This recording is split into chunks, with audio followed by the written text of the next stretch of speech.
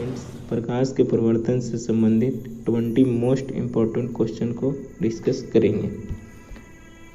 पहला number question, प्रकाश के परिवर्तन के कितने नियम हैं? प्रकाश के परिवर्तन के 2 नियम हैं। पहला, आपतित किरण, परावर्तित किरण तथा आपतन बिंदु पर डाला गया लंब तीनों एक ही तल में होते हैं। दूसरा, sine I equal to sine R, sine I equal to sine R. Next question को देखेंगे। प्रकाश की किरण गमन करती है। प्रकाश की किरण हमेशा सीधी रेखा में गमन करती है। नेक्स्ट क्वेश्चन को देखेंगे। प्रकाश का वेग न्यूनतम होता है। प्रकाश का वेग न्यूनतम किस में होता है? तो निर्वात में प्रकाश के वेग 3 × 10⁸ मीटर पर सेकंड होता है। जल में प्रकाश का वेग 2.25 × 10⁸ मीटर पर सेकंड होता है। हीरा में प्रकाश की चाल 1.24 × 10⁸ मीटर पर सेकंड होता है और कांच में 2 × 10⁸ मीटर पर सेकंड होगा। यहाँ से आप देख सकते हैं कि सबसे कम हीरा में है। नेक्स्ट क्वेश्चन को देखेंगे। समतल दर्पण का आवर्धन होता है। समतल दर्पण में आभासी प्रतिबिंब बनता है, इसलिए आवर्धन m = +1। +1 करने का मतलब है प्लस साइन बताता है कि प्रतिबिंब आभासी और सीधा बन रहा है, आभासी एवं सीधा। इसके अलावा 1 बता रहा है कि सेम साइज का बन रहा है। नेक्स्ट क्वेश्चन को देखेंगे। दाढ़ी बनाने में किस दर्पण का उपयोग होता है? दाढ़ी बनाने में अवतल दर्पण का उपयोग होता है। अवतल दर्पण का और भी उपयोग है, सोलर सेल में उपयोग है और इसका उपयोग सौर भट्टी के रूप में, साथ ही साथ अग्रदीप के रूप में किया जाता है। नेक्स्ट क्वेश्चन को देखेंगे। किस दर्पण में आप चाहे कितनी ही दूरी पर खड़े हो, आपका प्रतिबिंब सदैव सीधा प्रतिबिंब होता है और समतल दर्पण है तो सीधा प्रतिबिंब 2 चीज़ में बनता है। पहला, समतल में भी बनता है और साथ ही साथ उत्तल में बनता है, इसलिए इसका आंसर डी होगा। नेक्स्ट क्वेश्चन को देखेंगे। किस दर्पण में, ये तो हो गया। नेक्स्ट क्वेश्चन, किसी अवतल दर्पण द्वारा बना प्रतिबिंब आभासी, सीधा तथा बीम से बड़ा पाया गया वस्तु की स्थिति कहाँ होना चाहिए? तो होगा ध्रुव तथा फोकस के बीच। नेक्स्ट क्वेश्चन को देखें।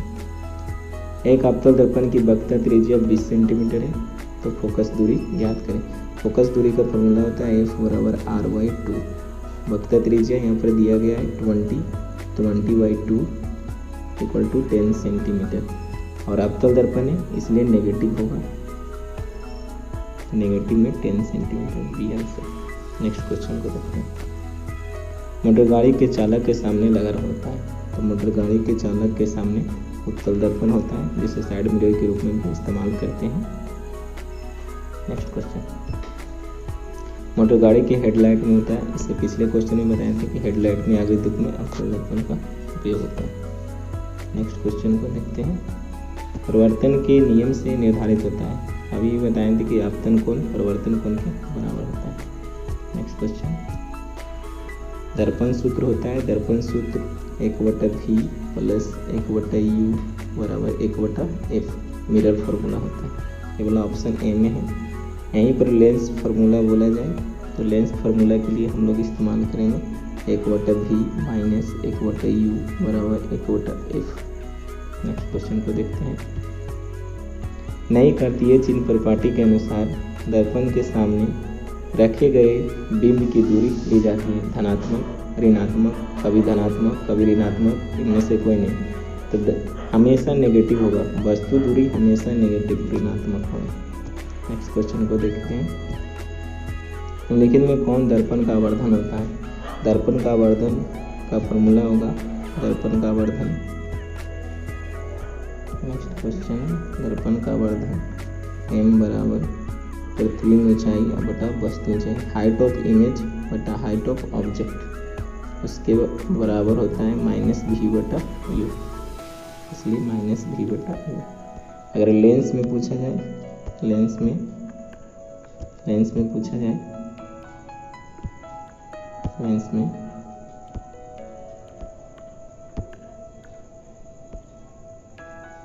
लेंस में पूछा जाए तो m = v/u होगा। दंत विशेषज्ञ किस दर्पण का उपयोग मरीजों के दांत का बड़ा प्रतिबिंब देखने के लिए करता है? तो दंत विशेष से अवतल दर्पण का उपयोग करते हैं। नेक्स्ट क्वेश्चन, गोलीय दर्पण के परिवर्तन पृष्ठ की वृत्ताकार सीमा रेखा कहलाता है, प्रधान अक्ष कहलाएगा। नेक्स्ट क्वेश्चन, एक प्रयोग में अवतल दर्पण द्वारा किसी बीम का प्रतिबिंब एक पर्दे पर प्राप्त किया जा सकता है। दर्पण की फोकस दूरी को निर्धारित करने के लिए प्रयोगकर्ता को मापने की जरूरत है। दर्पण तथा पर्दे के बीच की दूरी, दर्पण तथा बीम के बीच की दूरी दोनों, आंसर होगा सी। नेक्स्ट क्वेश्चन, गोलीय दर्पण में फोकसांतर एवं वक्र त्रिज्या के बीच संबंध है। हम लोग जानते हैं F बराबर RY2। अगर क्रॉस मल्टीप्लिकेशन करेंगे तो I = 2F, इसका मतलब फर्स्ट भी और सेकंड भी, इसका both answer third. Next question, search light का प्रवर्तक सतह होता है। सर्च लाइट के रूप में इसका इस्तेमाल किया जाता है, तो अवतल दर्पण का उपयोग किया जाता है। नेक्स्ट क्वेश्चन, उत्तल दर्पण की फोकस दूरी ज्ञात करें जिसकी वक्र त्रिज्या 32 सेंटीमीटर, तो F = RY2 और उत्तल दर्पण है तो इसकी फोकस दूरी पॉजिटिव होती है, तो +32/2 = 16 सेंटीमीटर, पॉजिटिव में 16 सेंटीमीटर। नेक्स्ट क्वेश्चन नहीं है, इसके अलावा कुछ कटआउट को हमने डाला है।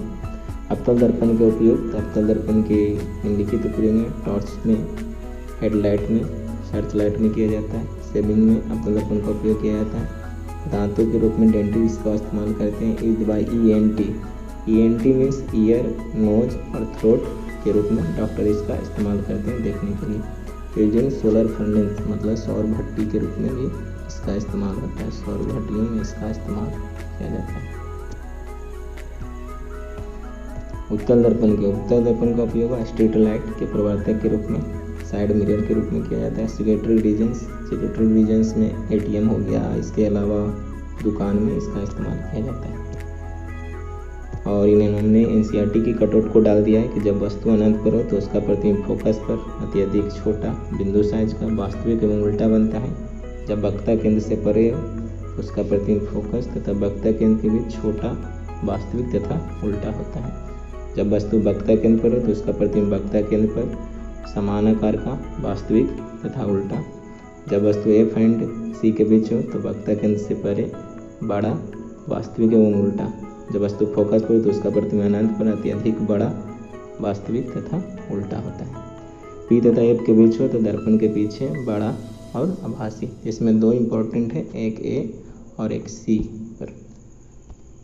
नेक्स्ट, उत्तल दर्पण के द्वारा, तो उत्तल दर्पण में जब वस्तु अनंत पर हो तो उसका प्रतिबिंब फोकस पर छोटा बिंदु साइज का आभासी प्रतिबिंब हमेशा सीधा होता है। अनंत तथा दर्पण के बीच हो तो F एंड P के बीच दर्पण के पीछे छोटा आभासी तथा सीधा।